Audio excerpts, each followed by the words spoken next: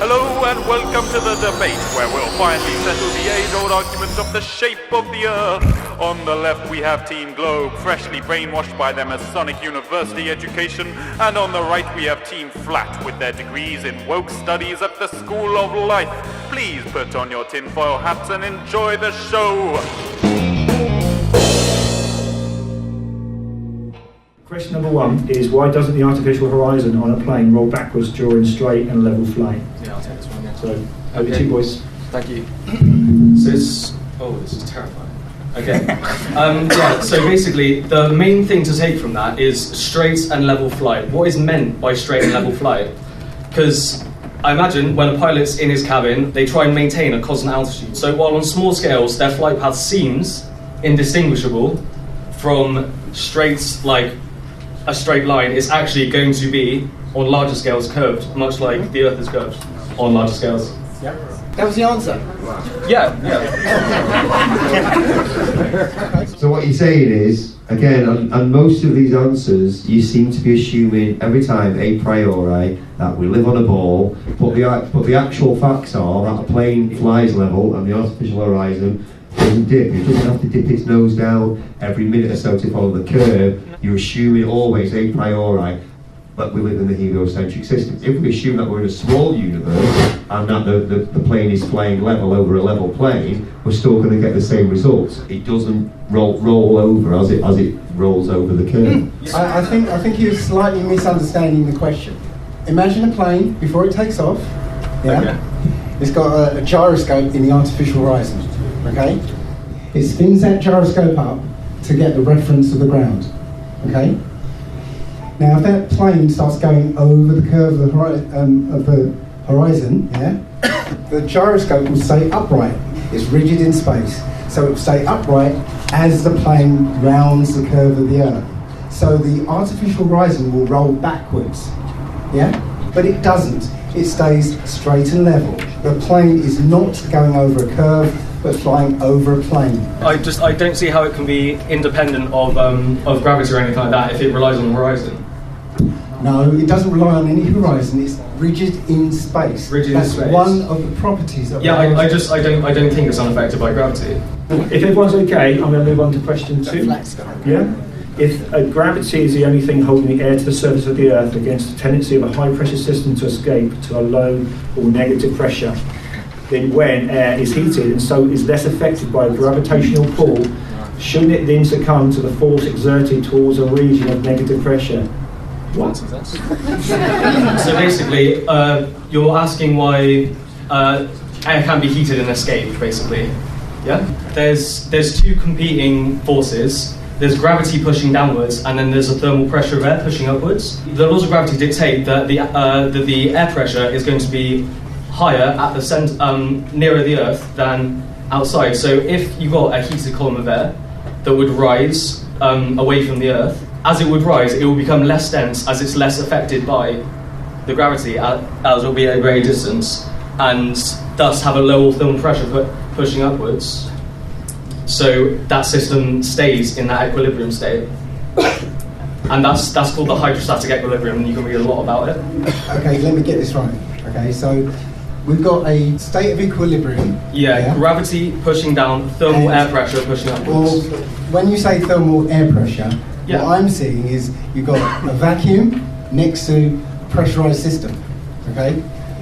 And we always see, hang on, we always see when there's high pressure next to low pressure or zero pressure, a movement from between one and the other, okay? We can do an experiment. If we had a container and we evacuated that container less than the vacuum of space, and we pierced the bottom of the container, what would happen? Air will rush in to balance that out, basically. And it will fill it up and balance it out? Yeah, it'll equalise locally, basically. So how can, on the surface where it's the gravity strongest, with a vacuum that's weaker than space, how can it work down there because and not work up there? It's unfortunately not analogous, because it's not a really high pressure system against a really low pressure system. It's a gradient.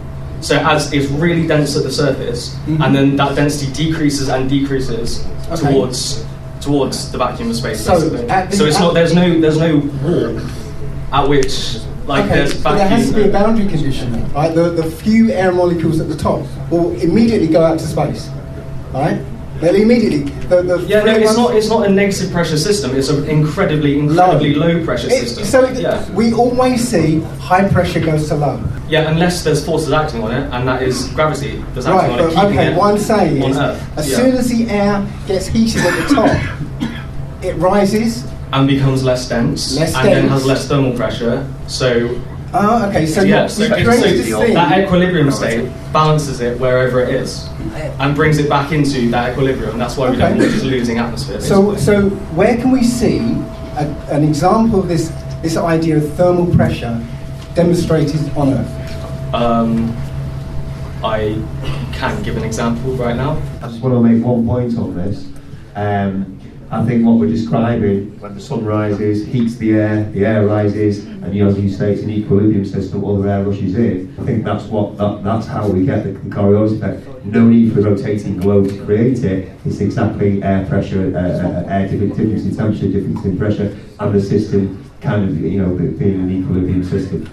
It's a good idea. It's a nice idea. But it's something we have to prove empirically. If you can't demonstrate it, how can we see? No, it's real. Well, if you have air particles in a container and then you heat the air particles, the pressure is going to increase as the temperature increases. That is thermal pressure.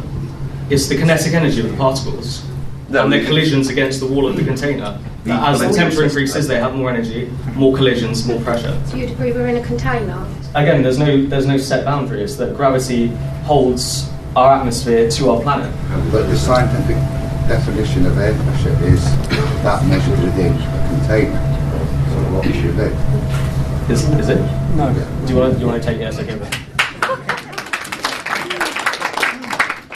If you imagine we take a random part of our ocean, we're underneath, take a random bit of water, you make like a dotted circle and there's a bit of ocean there. That part of ocean, assuming there's no waves and assuming there's no motion, is staying in that one place. Now, you'd think gravity would make it want to go further down, but it doesn't, it stays where it is. That's because there's an inherent pressure taking place there due to all the water surrounding it. So because of that, you can imagine if we're using arrows like in basic mechanics, you've got an arrow going down, and then you've got arrows in all other directions and an arrow going up. That's the up arrow is the pressure, and that's what's balancing it, keeping it there. All these ideas can be explained with pressure and gravity in this way, and it does not require a container to do it. That's true. I just want to make a question, but all these from the early 50s until our days, the space agency launches a lot of rocket space. That don't break the equilibrium? So as a rocket leaves the atmosphere, it doesn't leave a hole behind. When you take into account how big this rocket is compared to the size of the atmosphere, it's very tiny. It will essentially punch a hole through the atmosphere, but that hole will reform immediately afterwards. And somebody measured that or see that? Just a question. I mean, for me, I'm not a rocket scientist, so that's what our theory predicts, basically. Yes. Yeah, that's a prediction we can make with our theory. I imagine that something like that is factored into during launches as well. Breaking news. This is from phys.org, from our website. It says, Earth's atmosphere is leaking. Every day, around 90 tons of material escapes from our planet's upper atmosphere. Yeah, so it's supporting what I'm trying to say. If 90 tons of material leaks away every year, or every day, yeah. Don't breathe anymore. So, yes, save your breath, everyone.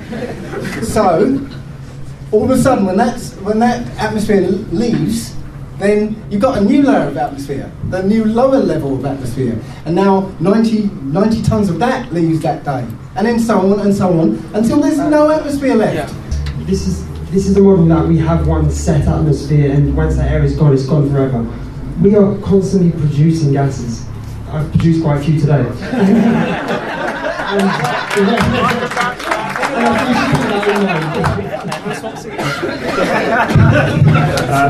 Number 3, so you're wrong.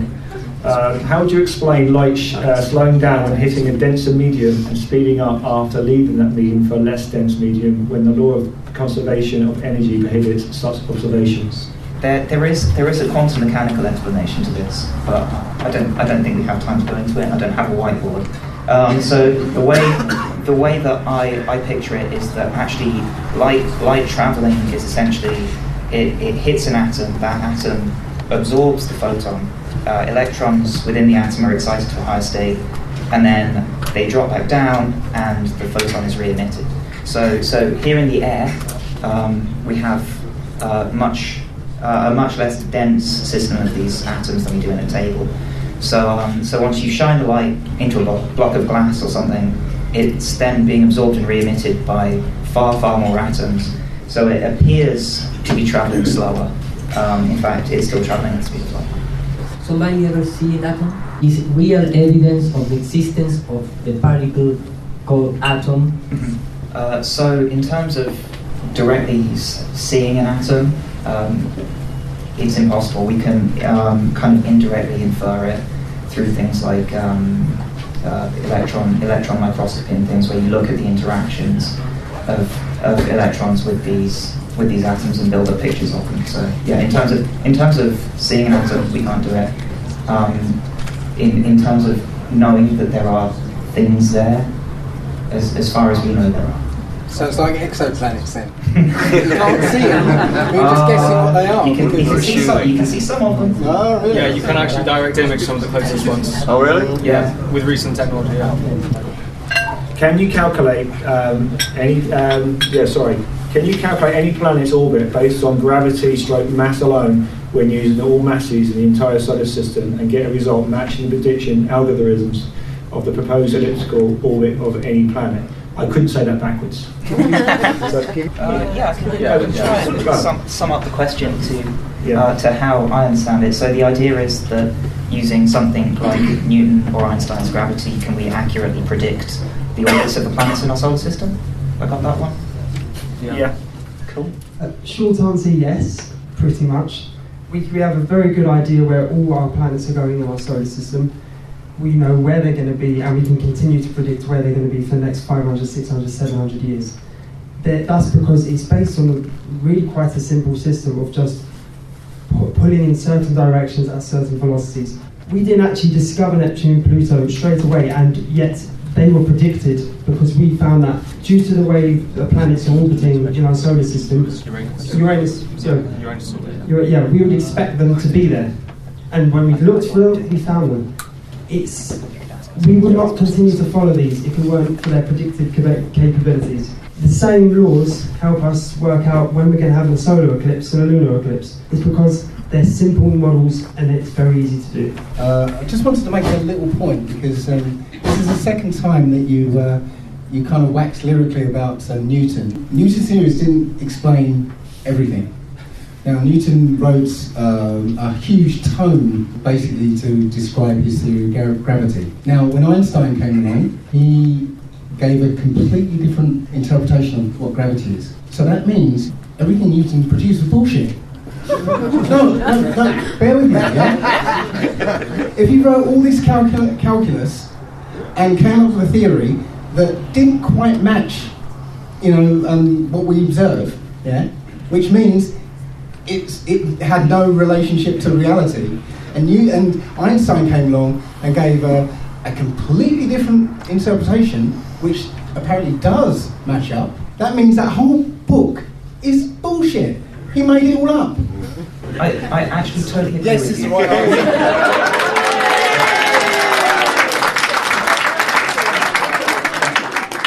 Yeah, Newton was wrong. Demonstrably wrong, in fact.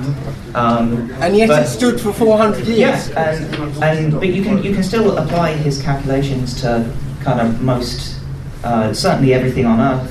Quite a lot of bodies in the solar system. His calculations work, well enough. Sure.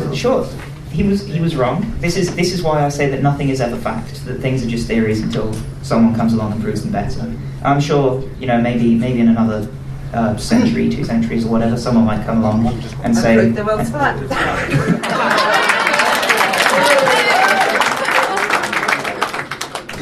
and say that Einstein's theories of relativity are wrong and prove those. But at the moment, that's the best we have, and that's really how science works. Yeah.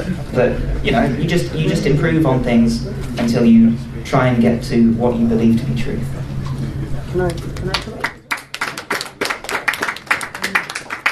I forget the man's name, but a quite important statistician said that all models are wrong, but some are useful.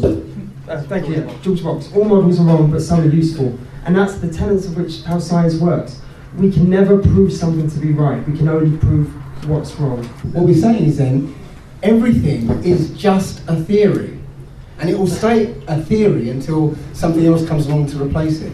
So everything is just a theory, and that's the correct way of applying it. No, because once again, these are backed in evidence and they have utility. And that's all we can ever want of a model is utility. Newtonian had that for 400 years. And it worked, and we were able didn't to, work, and we were able to construct bridges, we were able to do a lot of stuff on this planet using those ideas. And that's all you can have. Science, the big misconception is that science will never be able to give you the philosophical idea of truth. It's not what it's capable of doing. What science is capable of doing is giving you a model of which you are able to use and predict. That's all it's ever trying to do, and it's doing it very well with the current model. There are people out there who 20 years ago, when LIGO was like first in the pipeline, they were like, it'll never be done. You'll never see gravitational waves, and here we are, having seen them. Just before, I just want to talk very, very quickly. Just one sec, mate. Just give me a sec. Just because I got the first 5 minutes. All I wanted to say to you guys was I agree with you, and especially about this misconception about the theory. The whole point is that you can make predictions. Yeah, Newton's theory, it was okay. It made certain predictions. Einstein's made a bit better. Something will come along and make them even better. Can I ask you why Ptolemy, from the 2nd century BC, was able to make the same astronomical predictions which stood for 1400 years before gravity, before a moving Earth, before a vast solar system, making all predictions of eclipses and all the predictions of the planets. He was able to do that 2,000 years ago before any of these, what I call newfangled explanations. So Ptolemy was a believer in very much a geocentric universe, right? Yes. So, and also I believe that he thought every single orbit was a perfect circle. Yeah. But the point is that his predictions were accurate. Yes, but it was a model that worked. Yeah, they became they're very complicated. So we can explain the orbit of Mars with one ellipse. I think he had to use almost 300 circles. We don't see a perfect orbit. Our elliptical orbit, we still see retrograde motions. Kind of that's the crux of my argument, that why would Ptolemy try to fit the orbits with perfect circles when they're demonstrably untrue? His explanations were wrong, but his actual predictions, the theory was correct. Yeah. I still don't think you've got the explanation right, that's all. Shut down. Here we go.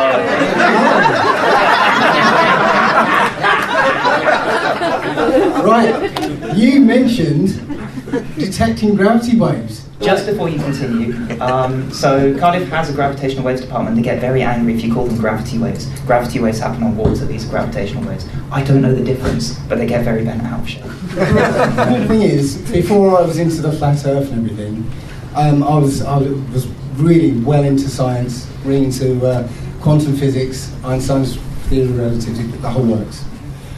So when LIGO, was it LIGO? LIGO, sorry, yeah.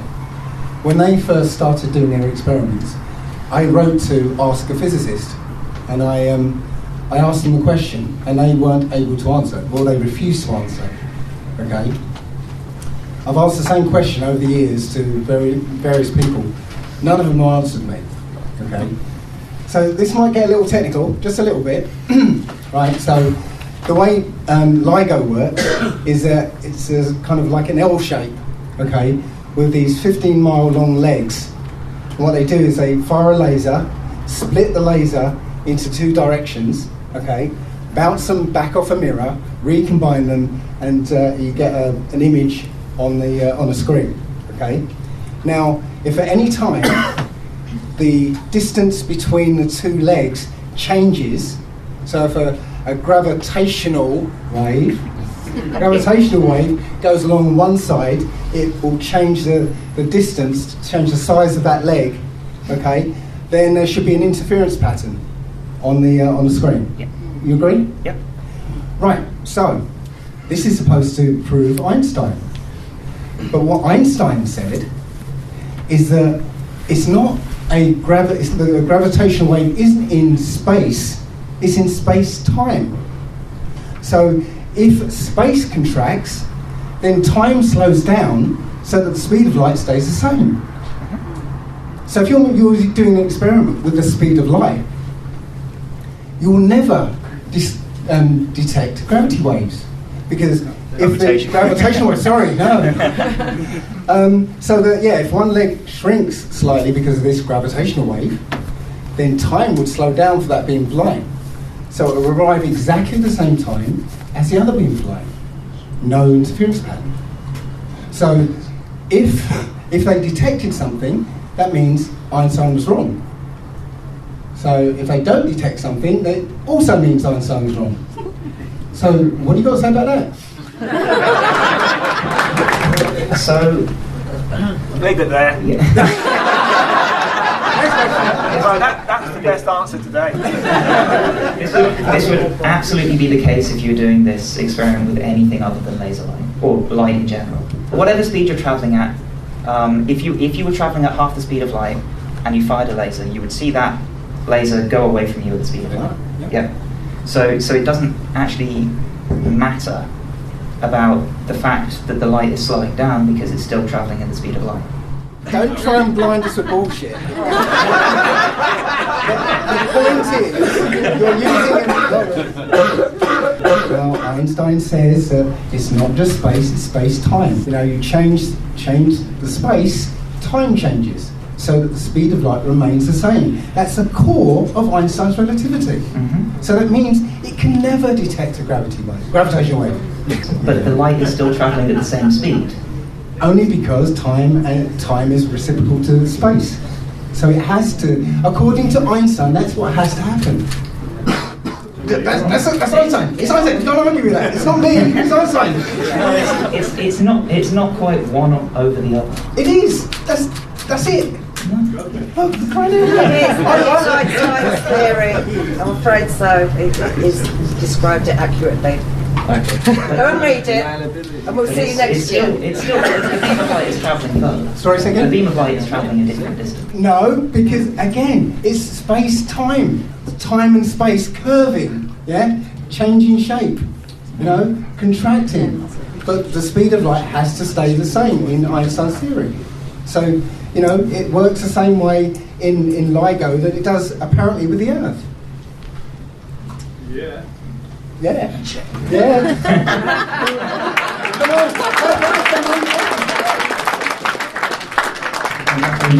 These guys have got to go. Chris is actually on a schedule. We're tired. So, anyway, can I just say, on behalf of us at thank you very much. A big thank you very much.